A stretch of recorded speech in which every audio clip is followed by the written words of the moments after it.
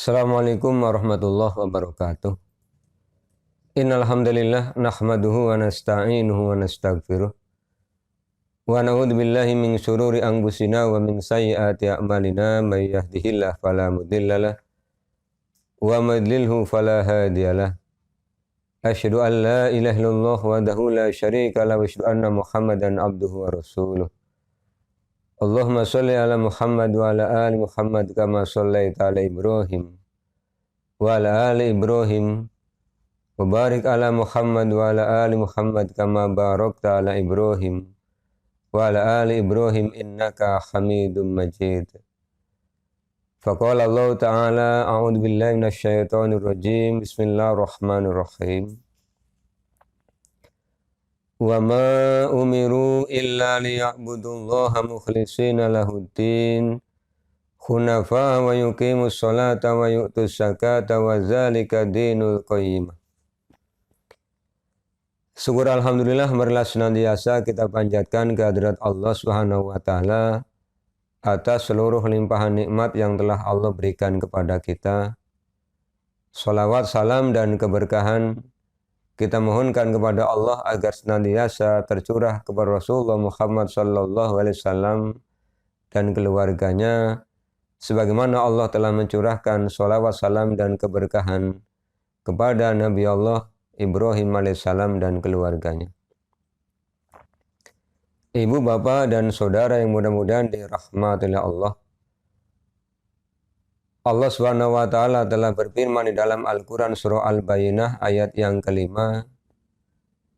Wa ma umiru illa liya'budullaha mukhlishina lahuddin hunafa'a wa yuqimus sholata wa yu'tus zakata wa dzalika dinul qayyimah. Dan tidaklah mereka diperintahkan kecuali untuk menyembah Allah dengan memurnikan ketaatan melaksanakan agama dengan lurus, mendirikan sholat, menunaikan zakat, dan itulah agama yang lurus.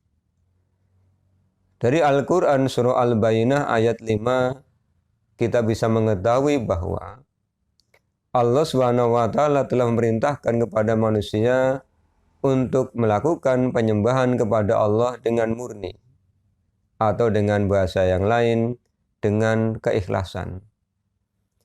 Kalau kita bicara tentang keikhlasan, maka kita tidak bisa melepaskan diri dari faktor utama yang menyebabkan apakah seseorang telah melaksanakan keikhlasan di dalam penyembahan kepada Allah atau belum. Faktor utama yang mendasari keikhlasan adalah niat. Rasulullah SAW telah bersabda, sebagaimana diriwayatkan oleh Imam Al-Bukhari, Bismillahirrahmanirrahim. Innamal a'malu binniyat wa innama likulli imri'in ma nawa. Faman kanat hijratuhu ila dunya yusibuha aw ila imra'ati yankihuha fa hijratuhu ila ma hajara ilaihi. Ibu, bapak dan saudara yang mudah-mudahan dirahmati oleh Allah. Sabda Rasulullah ini beliau sampaikan ketika beliau mendengar ada seorang laki-laki yang berhijrah karena ingin mengikuti wanita yang dicintainya. Makanya kemudian beliau menyampaikan, sesungguhnya amal itu tergantung niatnya, dan sesungguhnya tiap-tiap orang akan mendapatkan apa yang dia niatkan. Apabila niat hijrahnya karena dunia, dia akan mendapatkannya. Apabila niat hijrahnya karena wanita, dia akan menikahinya. Dia akan mendapatkan sesuai dengan niat hijrahnya. Niat memiliki makna al-azmu, atau niat dimaknai dengan al-qasdu, keinginan yang kuat untuk melakukan sesuatu. Kalau ibu, bapak, dan saudara pernah membuat proposal atau pernah membaca proposal, maka di situ akan tercantum maksud dan tujuan. Seseorang ketika melaksanakan sesuatu pasti memiliki maksud dan tujuan sehingga sesuatu itu kemudian dikerjakan. Disinilah niat itu mengawali setiap langkah, setiap perbuatan yang akan kita laksanakan. Ibu, bapak, dan saudara yang mudah-mudahan dirahmati oleh Allah. Kembali kepada Al-Quran surah Al-Bayyinah ayat yang kelima, Allah Subhanahu wa Ta'ala memberikan perintah agar ketika kita melaksanakan ketaatan kepada Allah didasari dengan keikhlasan. Maka niat dikatakan ikhlas jika seseorang yang melaksanakan ketaatan tujuannya adalah mendapatkan ridho Allah Subhanahu wa Ta'ala. Seseorang yang meninggalkan kemaksiatan tujuannya adalah meninggalkan. Seseorang yang melaksanakan ketaatan tujuannya adalah ingin mendapatkan ridho Allah Subhanahu wa Ta'ala. Seseorang yang meninggalkan kemaksiatan tujuannya adalah ingin mendapatkan ridho Allah Subhanahu wa Ta'ala. Melaksanakan ketaatan karena Allah, meninggalkan kemaksiatan karena Allah Subhanahu wa Ta'ala. Apabila ada seseorang yang meninggalkan kemaksiatan karena manusia, berarti dia telah terselipi oleh sifat riya di dalam hatinya. Apabila ada seseorang yang melaksanakan ketaatan kepada Allah bukan karena Allah, berarti dia telah melakukan kesyirikan di dalam hatinya. Ibu, bapak, dan saudara yang mudah-mudahan dirahmati oleh Allah. Untuk melatih agar hati kita bisa ikhlas di dalam melaksanakan ketaatan kepada Allah ataupun meninggalkan kemaksiatan kepada Allah, maka ada langkah-langkah yang harus kita tempuh. Yang pertama adalah paksaan. Sebagai contoh, seseorang yang tidak terbiasa atau belum terbiasa melaksanakan sholat berjamaah, maka ada perasaan yang berat di hatinya. Ketika azan dikumandangkan, maka dia harus berupaya untuk memaksakan hatinya, melangkahkan kakinya untuk menuju masjid, menghadiri panggilan Allah yang diserukan oleh para muadzin. Ketika dia sudah melaksanakan itu sehari, 2 hari, sepekan, 2 pekan, sebulan, 2 bulan, maka dia akan sampai pada tahapan yang kedua, yaitu pembiasaan. Setelah dia terbiasa melaksanakan ketaatan kepada Allah, dalam hal ini contohnya adalah sholat berjamaah, maka dia akan menyukai kegiatan sholat berjamaah. Ada perasaan suka, ada perasaan senang ketika dia menghadiri sholat berjamaah. Perasaan suka, perasaan senang terhadap sholat berjamaah, ataupun ketaatan-ketaatan yang lain, ini sudah memasuki langkah yang ketiga. Kemudian langkah yang keempat, ketika dia sudah mencintai ketaatan kepada Allah dan mencintai yang memerintahkan ketaatan itu, yaitu Allah Subhanahu wa Ta'ala. Jika 4 langkah ini dapat dilaksanakan, insya Allah keikhlasan akan mulai muncul di dalam hatinya. Hal ini nanti akan dibuktikan dengan 3 ciri orang yang sudah nampak padanya tanda-tanda keikhlasan. Yang pertama, tidak ada bedanya ketika ada orang dan ketika tidak ada orang. Artinya, dia melaksanakan ketaatan tidak akan berbeda. Sebagai contoh, seseorang yang masuk ke dalam masjid, kemudian berniat untuk melaksanakan sholat tahiyatul masjid. Begitu dia masuk ke masjid, dia sudah berniat.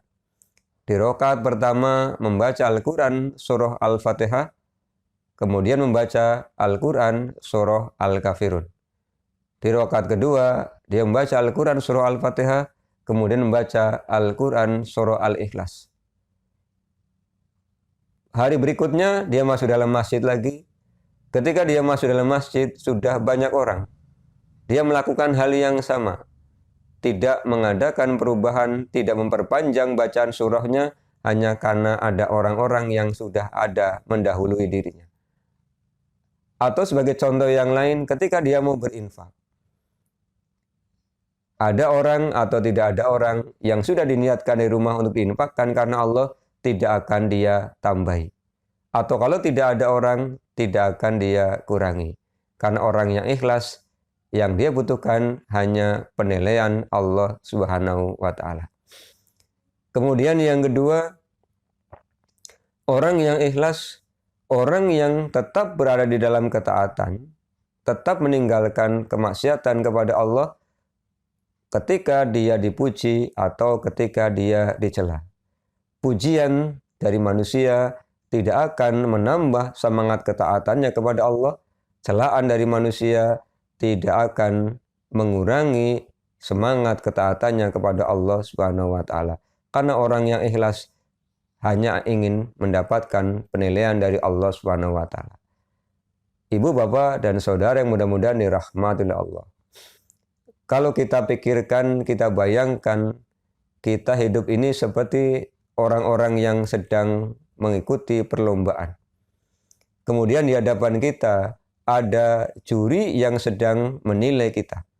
Kanan kiri kita, di depan belakang kita ada penonton. Dan sifat penonton biasanya terbagi menjadi 3. Ada yang memberikan motivasi berupa pujian-pujian.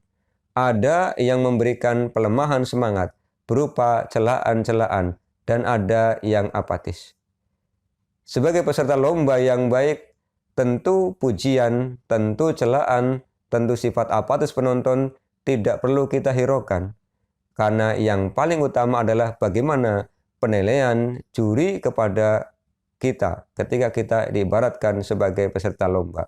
Dan Allah Subhanahu wa taala adalah penilai sebaik-baik penilai.